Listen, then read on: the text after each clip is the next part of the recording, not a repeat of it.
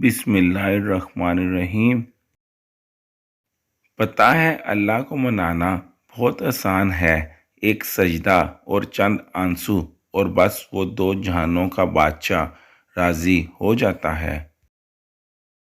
فضول گفتگو سے دو قسم کے لوگ ہی بچ سکتے ہیں، ایک جس میں علم کی کثرت ہو اور دوسرا جس میں ذکر کی کثرت ہو۔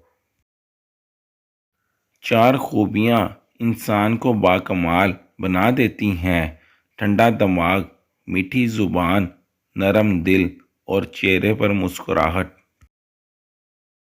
جس کو علم ہو جائے کہ اللہ بڑے غور سے سنتا ہے تو پھر وہ اپنی کہانی کسی اور کو نہیں سناتا۔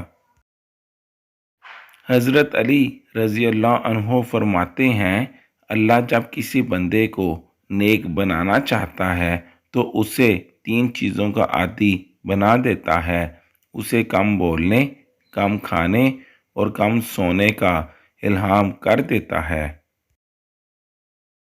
جب دنیا سے تھک جاؤ تو اللہ کی بارگاہ میں سجدہ زیر ہو جایا کرو، کیونکہ دنیا والے تھوڑی سی غلطی پر چھوڑ جاتے ہیں اور اللہ تھوڑی سی عبادت پر تھام لیتا ہے۔ ہمیشہ خوش رہا کرو، کیونکہ یہ بہترین انتقام ہے ان لوگوں سے جو آپ کو اداس دیکھنا چاہتے ہیں۔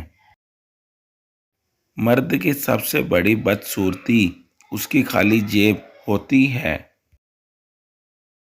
زندگی میں کسی بھی انسان کو اتنا قریب مت کرو کہ وہ آپ کو معمولی سمجھنے لگے۔ اللہ جب انتظار کے ذریعے آزماتا ہے تو شیطان دعا قبول نہ ہونے کے وسوسے تمہارے دل میں ڈالتا ہے۔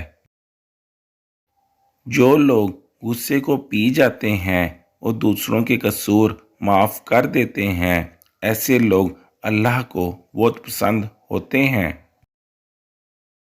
الحمدللہ کہنے کی عادت ڈالیں، اللہ شکر گزاروں کو بہت پسند کرتا ہے۔